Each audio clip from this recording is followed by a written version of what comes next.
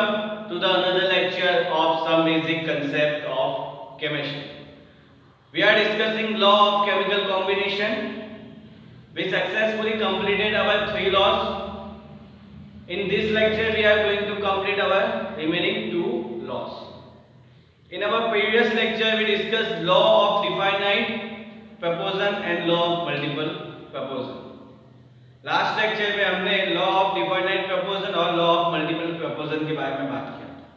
Law of definite प्रपोजन में मैंने क्या बताया था कि आप कंपाउंड को कहीं से भी ले लो, उसका जो रेशियो होगा वो सभी जगह से सेम होगा। मैंने आपको वाटर H2O का एग्जांपल दिया था। मैंने आपको बताया था आप वेवर से ले लो, हमारे घर पे जो पानी वाटर आता है वो ले लो या सी वाटर ले लो, सभी में हाइड्रोजन और ऑक्सीजन का जो रेशियो होने वाला है वो 1:80 होने वाला है। Then we discuss law of multiple proportion. In that we discuss that one and two element combine with each other and produce more than one compound. Then different masses of element give ratio of a small whole number ratio. जो different mass होगा उसका जो ratio होगा वो कैसा होगा, तो small whole number ratio आने वाला है। ठीक है, यहाँ तक हमने किया बात कर चुके हैं हम। Now we are going to discuss first with Gay Lussac law of gaseous volume. Gay Lussac law of gaseous volume. So this law was given by Gay Lussac. This law was given by Gay Lussac in 1808। ठीक है ना। गे-ल्यूकास law किसने दिया था, तो गे-ल्यूकास ने दिया था। और कब दिया था, 1808 में दिया था। एमसीक्यू पूछा जा सकता है। ठीक है, then we are going to discuss what this law says. This law says that when gases combines or are produced, when gases combine or are produced in chemical reaction, they do so in a simple ratio by volume, provided all the gases are at the same temperature and pressure. ठीक है, थोड़ी लंबी भी है और थोड़ी complicated भी है अंडरस्टैंड करने में। ठीक है, अब लाइन टू लाइन जाएंगे, वर्ड टू वर्ड में आपको बताते जाऊंगा इसका मतलब क्या है, इसका मतलब क्या है। ठीक है, चलो स्टार्ट करते हैं। यहाँ पे क्या लिखा है कि when gases combine, मतलब कि दो गैस जब कंबाइन होते हैं तो assume that we have H2 gas and we have O2 gas. We have H2 gas and we have O2 gas. When they both the gas are react with each other, they gives H2O. Okay, here oxygen gas is 2, therefore here 2 to balance the oxygen, but here hydrogen will be 4, therefore we have to put here 2. Sorry, ठीक है। H2 gases combine in chemical reaction। मैंने एक chemical reaction लिखा हुआ है जिसमें H2 gas और O2 gas एक दूसरे के साथ रिएक्शन कर रहे हैं और H2O बना रहे हैं। ठीक है, ओके, आगे देखते हैं। यहाँ तक हमने देख लिया when gases combine। ठीक है, when gases combine, अभी इसको छोड़ दो, इतना है, अभी उसको छोड़ दो, बाद में बताऊंगा उसका मतलब क्या होगा। when gases combine in chemical reaction, ठीक है, ये केमिकल रिएक्शन है जिसमें दो गैसेस ने क्या किया है, एक दूसरे के साथ रिएक्शन किया है। They do so in a simple ratio by volume. They do so in a simple ratio by volume. ठीक है, they do so का मतलब है कि ये जो केमिकल रिएक्शन हुई है वो कैसे हुई, तो एक सिंपल रेशियो हुआ है वॉल्यूम का। अभी उसका मतलब क्या है वो देखते हैं। Here we see that hydrogen gas is 2 volume, oxygen gas is 1 volume, and water is 2 volume. Okay, so we can say that 2 volume of H2 react with 1 volume of O2 and gives 2 volume of H2O. 2 volume of H2 react with 1 volume of O2 and gives 2 volume of H2O. So here ratio for this gaseous ratio, simple ratio क्या होगा gas का, तो यहाँ पे 2:1 है तो वो क्या आ जाएगा 2:1, वो क्या आ जाएगा यहाँ पे 2:1. Assume that we are going to react 100 ml of H2 with O2. We are going to react 100 ml of H2 with O2. Then we produce H2O water. हमें क्या बताना है कि हम जब 100 ml H2 को O2 के साथ रिएक्शन करवाएंगे तो हमें H2O मिलेगा, वो हमें पता है, पर यहाँ पे कितने ml O2 रिक्वायर्ड है और कितना ml H2O हमें मिलने वाला है वो हमें बताना है. तो जो ये सिंपल मैंने रेशियो आपको बताया है वो आपको बताना चाहिए. अगर यहाँ पे 2 वॉल्यूम मतलब 100 ml होता है तो यहाँ पे भी 2 वॉल्यूम मतलब 100 ml होगा. अगर यहाँ पे 2 वॉल्यूम जो है वो 100 ml होता है तो यहाँ पे जो 2 वॉल्यूम है वो भी 100 ml होगा. And if here is 1 volume, अगर यहाँ पे 1 वॉल्यूम है, ये 2 वॉल्यूम का 100 ml तो 1 वॉल्यूम का कितना होगा 50 ml. 1 वॉल्यूम का कितना होगा तो 50 ml. तो ठीक है ना, ये हमारी बुक में दिया हुआ है, सीधे डायरेक्टली बोल दिया है कि 100 ml of H2 react with 50 ml of O2 gives 100 ml of H2O. ये कैसे होता है तो मैंने बताया कि पहले तो हमारे पास 2:1 का रेशियो आता है और उस रेशियो के हिसाब से यहाँ पे ये जो ml है वो क्या डिसाइड होते हैं. आपको इसमें से क्वेश्चन कैसे पूछा जाएगा वो भी मैंने बताया कि 100 ml H2 है, आपने 100 ml H2 लिया है, वो O2 के साथ रिएक्ट करेगा और H2O बनाएगा.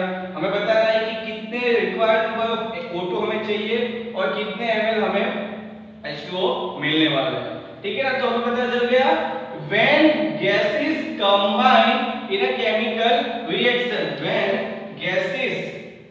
gases combine in a chemical reaction they do so, वो कैसे होता है, रिएक्शन कैसे होगी, they do so in a simple ratio by mass, they do so in a simple ratio by mass. वो मैंने यहाँ पे आपको बताया कि गैसेस का एक सिंपल रेशियो होगा, गैसेस का एक सिंपल रेशियो होने वाला है. ठीक है, ओके.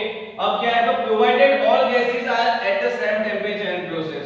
सो हियर जो गैसेस है, यहाँ पे जो गैसेस है वो सेम टेंपरेचर और प्रेशर पे ही होने चाहिए. जितने भी गैसेस है वो सभी के सभी सेम टेंपरेचर और प्रेशर पे ही होने चाहिए, वो मैंडेटरी है. ठीक है, तो अभी आपको पता चल गया है कि क्या है गैस विकास लॉ. तो यहाँ पे जो कॉम्बिनेशन गैस का गैस के बीच में रिएक्शन होती है उसमें रिएक्शन कैसे होगी, केमिकल रिएक्शन बॉन्डिंग कैसे होगा, तो सिंपल उसमें हमें वॉल्यूम का स्मॉल रेशियो चाहिए. एक और एग्जांपल आपको बताता हूं मैं. हमने यहाँ पे देखा when gas combine in a chemical reaction. अब हम देखेंगे when gas combine and produce, when gas combine and also produce gas in a chemical reaction. Gas combine, H2 gas react with Cl2 gas. Gas combine and produce gas.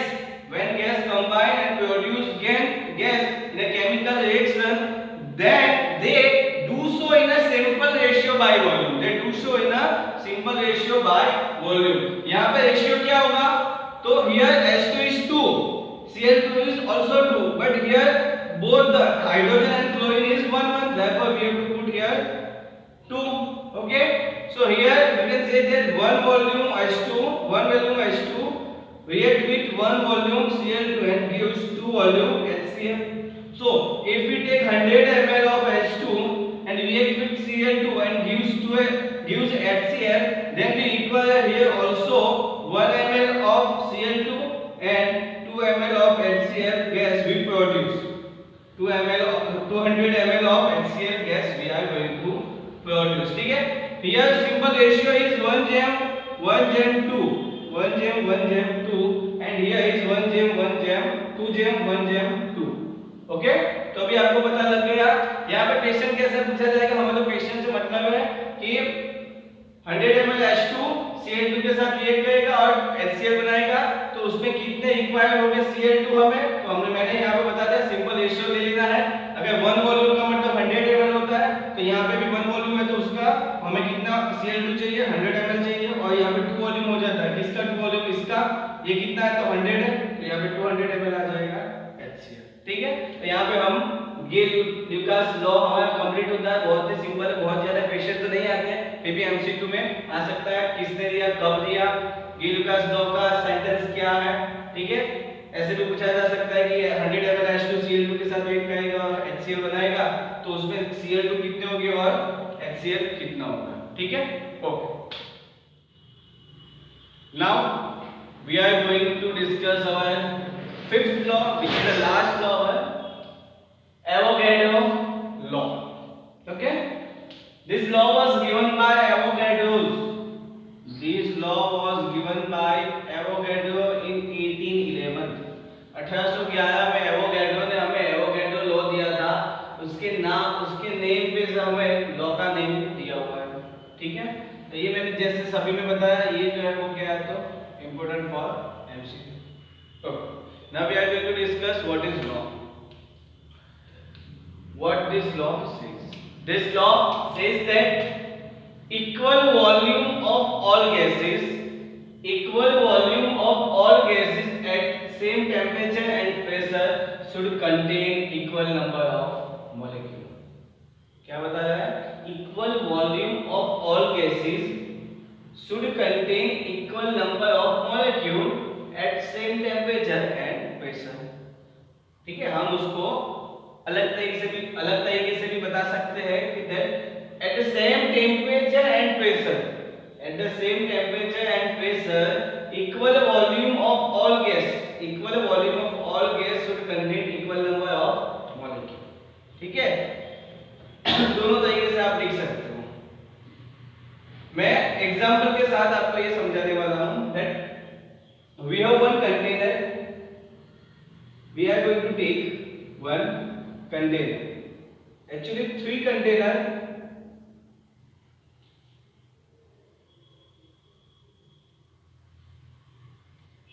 of volume of this container is 100 ml, volume of this container is also 100 ml and volume of this container is also 100 ml। ठीक है, diagram में थोड़ा बहुत ऊपर नीचे है, देख के तो पता नहीं चल रहा है दोनों 100 ml है, फिर भी आप समझ जाना कि हाँ जो कंटेनर हमने लिया है वो 100 ml है। Okay, now I am going to add in this container H2 gas, in this O2 gas, and in this container I am going to add N2 gas. इस कंटेनर में मैं H2 गैस भरने वाला हूं, इसमें O2 और इसमें N2 gas. H2 gas, ये जो कंटेनर है पूरा का पूरा कंटेनर मैं H2 गैस से भर देने वाला हूं। ये कंटेनर जो है वो पूरा का पूरा मैं O2 गैस से भर देने वाला हूं, और ये जो कंटेनर है वो पूरा का पूरा मैं N2 गैस से भर देने वाला हूं। तो इन this container volume of H2 gas is also 100 ml, in this volume of O2 gas is also 100 ml, and in this volume of N2 gas is also 100 ml. Okay, now if we are going to assume that in this container 100 ml of H2 gas is fully occupied, this container, ये container को full, ये container जो है उसमें पूरा क्या है H2 gas से कितना है तो 100 ml है, और इन अगर 100 ml ऑफ H2 गैस है और हम अज्यूम कर लेते हैं कि इसमें X मॉलिक्यूल होने वाले हैं, किसके, H2 गैस के, 100 ml of H2 gas contain X molecule of H2 gas, X molecule of H2 gas। यहाँ पे X कुछ भी हो सकता है, 100, 200, 300 कुछ भी हो सकता है। ठीक है, ओके, अब हम वापस हमारे लॉ पे आते हैं। क्या बोला है हमारे लॉ में कि equal volume of all gases मतलब H2, O2, N2 जो भी अलग अलग आप गैस लेना चाहो ले सकते हो। at the same temperature and pressure should contain equal number of molecule. Okay, equal volume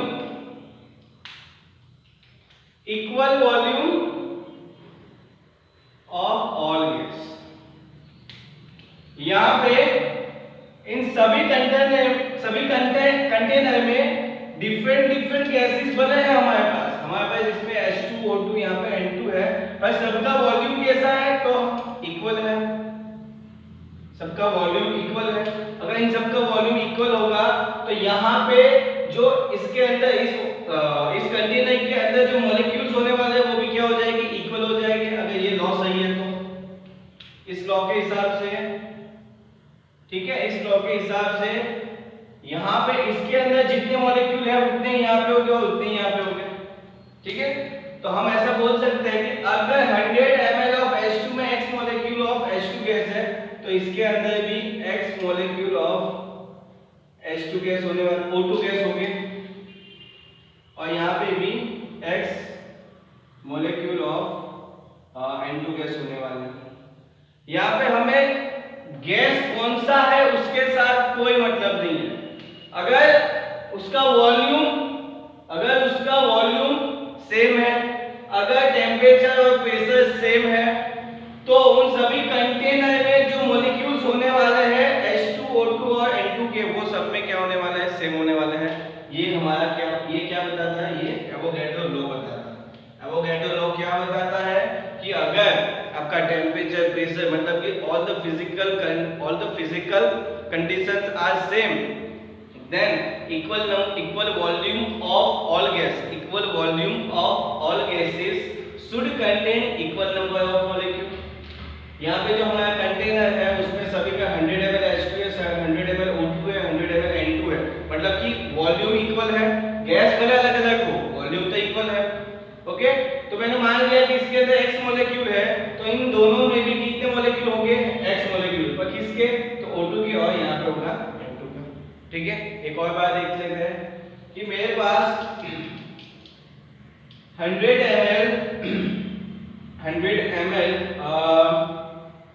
ml of O2 gas. If I have 100 ml of O2 gas and I am going to assume that in this volume I have x molecule. Okay. Now if I have 100 ml of N2 gas, here volume is equal, therefore molecule is also equal, therefore in this volume molecule also equal, therefore we have to put here x molecule. But if I am going to write this 50 ml of N2, अगर मैं ऐसा बोलता हूँ कि 50 ml of N2 है इस volume के अंदर, तो यहाँ पे क्या हो गया, वॉल्यूम चेंज हो गया। यहाँ पे तो क्या बताया था मैंने, अगर इक्वल वॉल्यूम होगा तो उसके मास भी इक्वल हो गए सभी गैसेस में अगर इक्वल वॉल्यूम होगा तो उन सभी गैसेस के मॉलिक्यूल्स भी कैसे होंगे, तो इक्वल होने वाला है। बट यहाँ पे क्या हुआ, वॉल्यूम चेंज हो गया तो मॉलिक्यूल भी चेंज होने वाला है, मॉलिक्यूल भी क्या होगा, तो चेंज होगा। यहाँ पे 100 वॉल्यूम था, यहाँ पे 50 है, ठीक है, इससे आधा हो गया, इससे हाफ हो गया ना, यहाँ पे हाफ हो गया, या 50 मतलब 100 से हाफ हो गया, तो मॉलिक्यूल भी हाफ हो जाते हैं, x/2 मॉलिक्यूल हो जाएंगे, समझ आ गया अभी। अगर 10 ml of N2 gas है, if we have 10 ml of N2 gas, then compare to this, इसके कंपेयर में ये जो है 1/10 हो गए तो मॉलिक्यूल भी 1/10 हो जाएंगे, x/10 मॉलिक्यूल।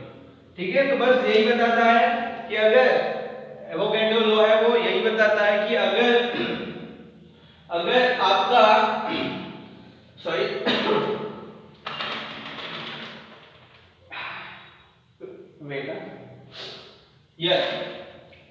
अगर टेम्परेचर प्रेशर सभी फिजिकल कंडीशन सेम है और वॉल्यूम भी सेम है सभी गैसेस के, तो तो उन सभी गैसेस के वॉल्यूम में जो मॉलिक्यूल नंबर ऑफ मॉलिक्यूल्स होने वाले हैं वो भी सेम हो जाएंगे, जो मैंने यहाँ पे बताया।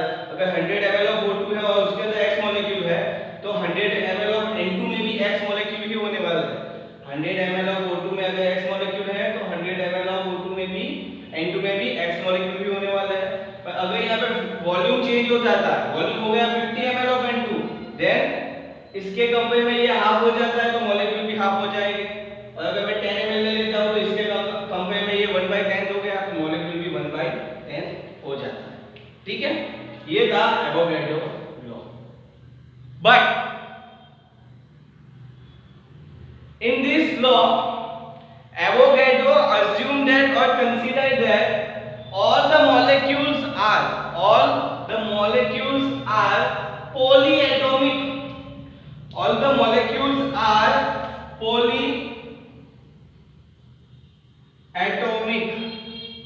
polyatomic मतलब कि P4 I2 Cl2 Br2 O2, ठीक है ना। मतलब कि ऑक्सीजन का एक एटम दूसरे ऑक्सीजन के साथ रिएक्शन करके ऑक्सीजन O2 मॉलिक्यूल बनाएगा। I2 आयोडीन का एक मॉलिक्यूल, आयोडीन का एक एटम दूसरे आयोडीन के एटम के साथ रिएक्शन करके I2 बनाएगा। इन सब को हम क्या कहते हैं? पॉली एटॉमिक कहते हैं। यहाँ पे जो ये सब है वो डायटोमिक है। डायटोमिक क्यों है? तो इन सब में क्या है, तो दो एटम्स है इसलिए डायटोमिक, ऐसे ट्राई टेट्रा एटॉमिक्स आते हैं। ठीक है, Avogadro considered that in this law molecules is polyatomic. Due to this consideration other scientists did not give too much importance to this law. दूसरे साइंटिस्टों ने इस लॉ को ज्यादा इंपॉर्टेंस नहीं बताया कि ये लॉ गलत हो सकता है, ये सही नहीं हो सकता। क्यों? क्योंकि यहाँ पे कंसीडर क्या किया, एवोगैड्रो ने क्या कंसीडर किया था कि जो ये मॉलिक्यूल्स होते हैं इसमें वो क्या होते हैं? पॉलीएटॉमिक होते हैं। क्यों उन्होंने ऐसा बताया कि ये ज्यादा इंपॉर्टेंट नहीं होगा ये law? Because in that time Dalton's and other scientist think that atoms like P4 I2 Cl2 Br2 O2 N2 H2, this kind of molecules are not exist.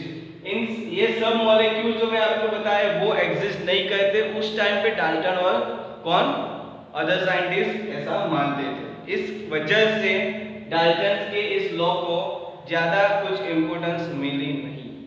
फिर भी 1860 आफ्टर 50 इयर्स 50 साल के बाद केनिज़ारो ने first international conference of chemistry में केनिज़ारो ने बताया कि 1811 में जो एवोगैड्रो ने जो लॉ दिया था वो सही था। केनिज़ारो ने एवोगैड्रो लॉ जो केनिज़ारो ने ये बताया 1811 में एवोगैड्रो ने जो लॉ दिया था वो सही था। और उस टाइम पे 1860 में एवोगैड्रो की इस लॉ को अप्रिशिएट किया गया था। किससे? तो केनिज़ारो ने इसकी वर्क को, केनिज़ारो के वर्क को क्या किया था? अप्रिशिएट किया था।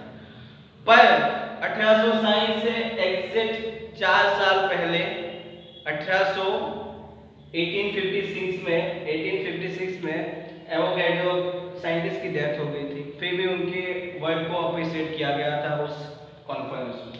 ठीक है, तो अभी आपको पता चल गया होगा कि एवोगैड्रो लॉ क्या है।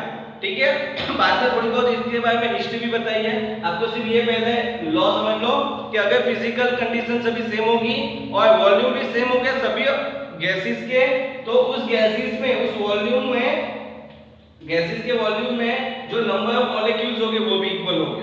ठीक है, नंबर ऑफ मॉलिक्यूल्स जो होंगे वो भी क्या होंगे? तो इक्वल होंगे। बाद में यहाँ पे कुछ लिखा है, एक बार पढ़ लेते हैं। Avogadro also found that the smallest particle of gas which can exist independently is molecule. So here we can say that the Avogadro also differentiate the atom and molecule. मतलब Avogadro ने ये बताया कि smallest particle of gas smallest particle of gas which can exist independently is called molecule. यहाँ पे मैंने oxygen क्या है तो ये किसी दूसरे एटम के साथ क्या अटैच नहीं हुआ, वो अपने साथ ही अटैच हुआ है, यहाँ पे दिख रहा है, ठीक है। वो तो क्या है, इंडिपेंडेंटली एग्जिस्ट करता है, इंडिपेंडेंटली वो एग्जिस्ट करता है। तो ये क्या है, मॉलिक्यूल है। ऑक्सीजन क्या हो जाएगा, तो ये मॉलिक्यूल हो जाएगा। ये किसने बताया, एवोगैड्रो ने बताया। तो हम यहाँ पे मैंने यहाँ पे इसलिए लिखा हुआ है, so here we can say that Avogadro also differentiate between atom and molecule। Avogadro ने हमें एटम और मॉलिक्यूल के बीच में क्या डिफरेंस होगा वो भी बताया, ठीक है। तो आपको अभी यहाँ पे हमारा लॉ ऑफ केमिकल कॉम्बिनेशन पूरा खत्म हो गया है। ये एवोगैड्रो लॉ लास्ट था, उसमें क्या है तो मैंने बता दिया, एक बार देख लो और स्क्रीनशॉट ले लो अच्छे से। Like and share my videos with your friends, give comments, also subscribe my YouTube channel Aditya Shinde. Thank you for watching.